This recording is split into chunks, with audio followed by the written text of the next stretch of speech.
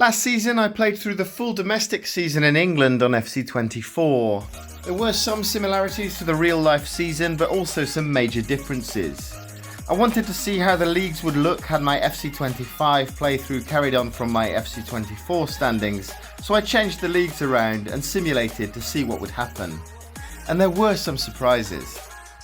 So here's how the leagues looked at the end of my FC24 playthrough. The Premier League was very similar, but the major difference being Crystal Palace were relegated instead of Luton in a dramatic final day, which, like the geek I am, I documented right here on my channel.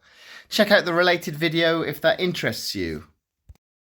In the Championship, Leicester and Leeds dominated and both won automatic promotion at the expense of Southampton, who dropped into the playoffs. But then they were beaten in the final by Ipswich. So again, a very similar outcome to real life. Rotherham finished bottom, but on the game they went down with Sheffield Wednesday and Queen's Park Rangers, so they'll need to be moved into League One. In League One, Bolton and Derby grabbed the automatic promotion places while Portsmouth had to drop into the playoffs, which they didn't manage to come through. Peterborough won the playoff final, so they go into the Championship, and Pompey have to spend another season in the third tier. At the bottom, Carlisle and Port Vale went down just like in real life, but the surprises were that Exeter went down with Reading, and I didn't see that coming at all. Stockport and Wrexham were promoted from League Two, with MK Dons taking the third and final automatic promotion place, while Gillingham won the playoffs.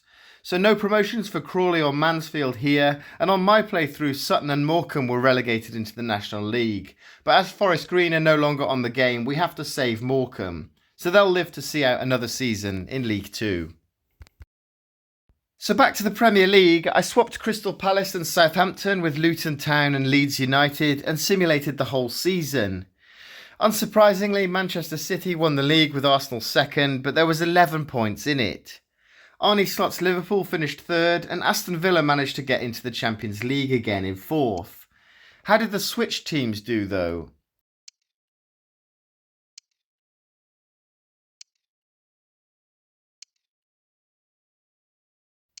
Well, Leeds stayed up in 17th place, but Luton went down with Brentford and Ipswich.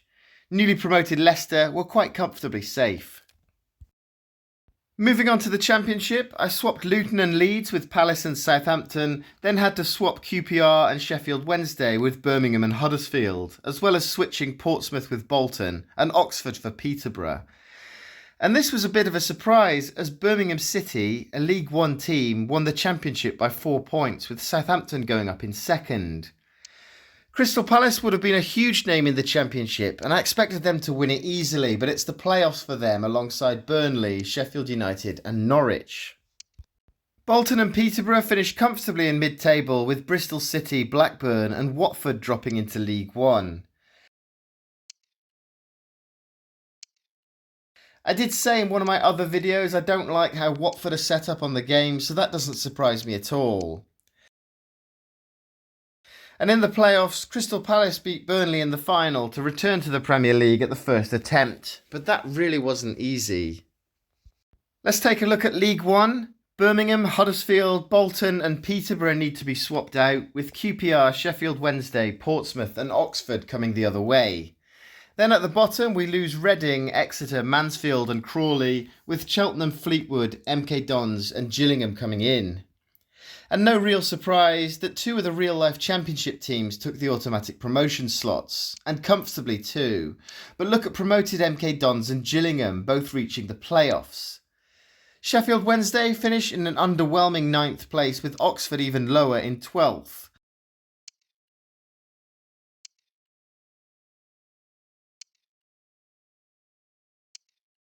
Fleetwood and Cheltenham survived the drop, but where are Wrexham? Surely not.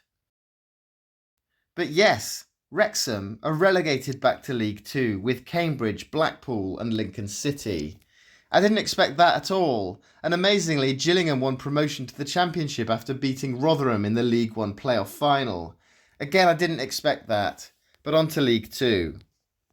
League Two was fairly simple to sort as I can't promote teams from the National League, so we lose Cheltenham, Fleetwood, MK Dons and Gillingham, who are replaced by Reading, a huge club at this level, Exeter City, Mansfield Town and Crawley Town. I would be surprised if Reading don't win this league comfortably. And they did win it, but it wasn't comfortable. They go up as champions, 2 points ahead of Carlisle, who go straight back to League One in second place. And surprisingly, Colchester, tipped for relegation by a lot of people, get the third automatic promotion place. Current real-life leaders Port Vale go into the playoffs, with Grimsby, Wimbledon and Bradford City joining them, and Notts County missing out by a single goal. Exeter finish in 9th, which is disappointing. Newly promoted Chesterfield are just behind them in 11th, and Mansfield are even further down the table in 14th.